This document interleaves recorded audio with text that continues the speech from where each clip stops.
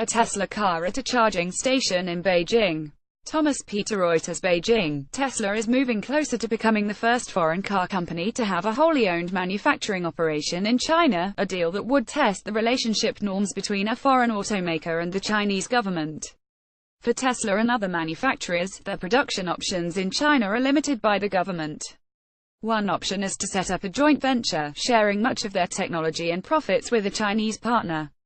The other is to manufacture in a free trade zone in China, protecting their secrets but forking over steep tariffs. Car makers usually end up in a joint venture. That Tesla is striking a different deal reflects China's global ambitions to dominate the electric car industry. The company has a preliminary deal with the Shanghai municipal government that would give Tesla ownership of its facility, two people familiar with the negotiations said on Sunday.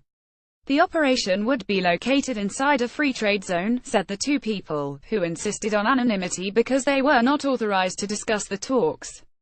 Being inside a foreign trade zone means that unless Tesla can negotiate a special exemption, the cars could still be subject to China's steep tariffs, treated as though they were still being shipped from outside China even though they were being produced in the country. The preliminary deal still offers Tesla control over its trade secrets and may give the company leverage to negotiate better terms with the Chinese government in the future. Tesla hopes to complete the deal by the end of the year, the two people said. Any comprehensive arrangement would still require the approval of the central government in Beijing. The Beijing authorities have sometimes used their power to delay deals or demand further concessions from foreign investors. Persuading Tesla to build cars in Shanghai while still paying tariffs on them would be a coup for the Chinese government. If Tesla were making cars in the Shanghai area, it would have a powerful incentive to buy many, if not most, of the parts in China, strengthening China's base of suppliers for the fast-growing electric car industry. China already has the world's largest market for electric cars. Their dominance is a byproduct of the government's extensive subsidies, part of a broader plan to shift the country away from gasoline-powered cars. The shift would not only curb pollution but also reduce the country's dependence on imported oil. LMC Automotive, Pet Global, consulting firm, estimates that 295,000 battery electric cars will be sold this year in China, compared with 287,000 in the rest of the world combined.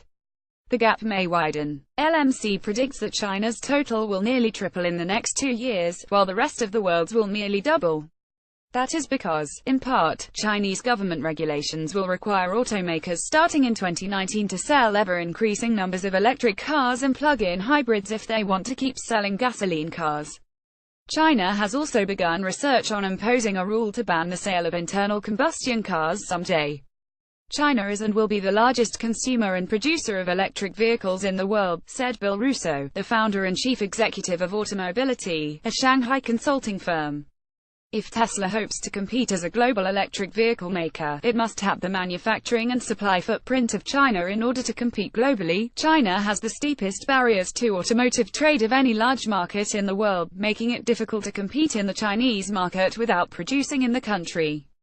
Beijing has been able to retain steep tariffs and other obstacles to imports because it insisted that it was a developing country when it entered the World Trade Organization in 2001. The WTO has allowed developing countries to retain much higher trade barriers than industrialized countries, on the theory that they have infant industries that may not have grown big enough to withstand global competition. Today, however, China has the world's largest auto industry. China charges a tariff of 25% on imported cars, compared with 2.5% in the United States and 9.8% in the European Union. China also has a 17% value-added tax, a kind of sales tax, that is charged not only on the price of the car but also on the tariff, so that the taxes are effectively compounded. Unlike these taxes, the costs of shipping a car across the Pacific are tiny. They can be as little as 1% of the cost of a high-priced model like Tesla's offerings. Shipping costs are usually not a big deal. It is the 25% tariff that keeps out imports, said Yale Zhang, the managing director of Automotive Foresight, a Shanghai consulting firm.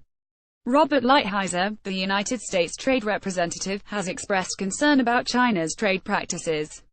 President Trump is set to visit Beijing from November 8 to 10, but China has shown little sign of willingness to negotiate on sectors that it regards as strategic imperatives, and electric cars are one such industry. If the deal does come to pass, Tesla would have achieved a breakthrough of sorts in being preliminarily allowed to have a wholly owned operation in a foreign trade zone. Honda also received permission to set up a majority-owned operation in a foreign trade zone more than a decade ago, but unlike Tesla, it has been forced to export the output from the factory, mainly to Europe.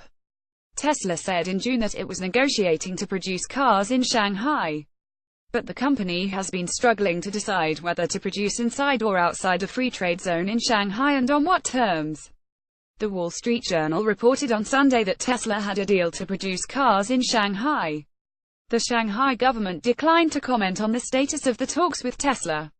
Keith Bradshaw reported from Beijing, and Natalie Kitreff from New York.